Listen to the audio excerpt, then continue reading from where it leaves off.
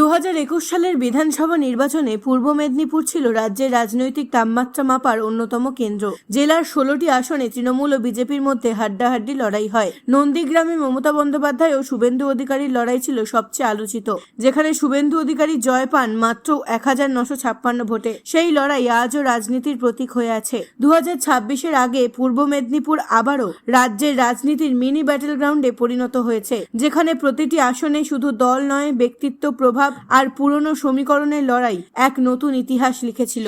এই জেলায় 2021 সালে তৃণমূল কংগ্রেস জিতেছিল 9টি আসনে আর বিজেপি দখল করে 7টি আসন, কিন্তু সংখ্যার এই সামান্য পার্থক্যের আড়ালে ছিল এক তীব্র ভোট লড়াই, যেখানে দুই দলের গড় ভোট ভাগ প্রায় সমান। বিজেপি পেয়েছিল 16,60,161 ভোট, অর্থাৎ 47.2%। তৃণমূল পেয়েছিল 16,58,308টি ভোট, অর্থাৎ 47.1%।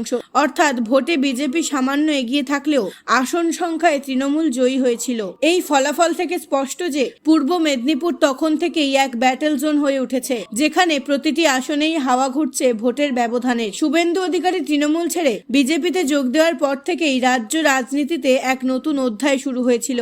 মমতা বন্দ্যোপাধ্যায় নিজে যখন শুভেন্দুর বিরুদ্ধে প্রার্থী হন, তখন এটি হয়ে ওঠেন মর্যাদার লড়াই। শেষ পর্যন্ত শুভেন্দু অধিকারী মাত্র 1956 ভোটে মুখ্যমন্ত্রীকে হারিয়ে ইতিহাস গড়েন এবং জয়ের ব্যবধানও 5,000 থেকে 18,000 ভোটের মধ্যে।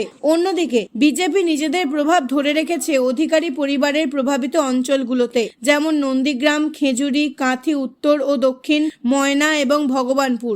এর মধ্যে ভগবানপুরে বিজেপির প্রার্থী রবীন্দ্রনাথ মাইতি জিতেছিল প্রায় 27,549 ভোটে, যা জেলায় তাদের সবচেয়ে বড় ব্যবধানের জয়। গত 5 বছরে শুভেন্দু অধিকারী শুধু রাজ্য রাজনীতিতে নয়, পূর্ব মেদিনীপুরের গ্রামীণ স্তরেও বিজেপির সংগঠনকে মজবুত করেছেন। বুথ থেকে জেলা স্তর পর্যন্ত নতুন নেতৃত্ব তৈরি হয়েছে, যা 2026 সালের নির্বাচনে ফল দিতে পারে।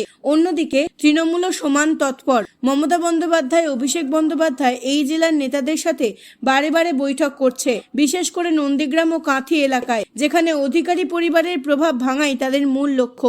তৃণমূল যদি আবার সংখ্যাগরিষ্ঠ আসন ধরে রাখতে পারে, তবে স্পষ্ট হবে অধিকারী ফ্যাক্টর ধীরে ধীরে ম্লান হচ্ছে। সব মিলিয়ে বলা যায় পূর্ব মেদিনীপুর এখন এক রাজনৈতিক প্রতীক, যেখানে শুভেন্দু বনাম তৃণমূলের লড়াই আসলে মমতা বনাম বিজেপির বৃহত্তর রাজ্যব্যাপী রাজনীতির প্রতিফলন।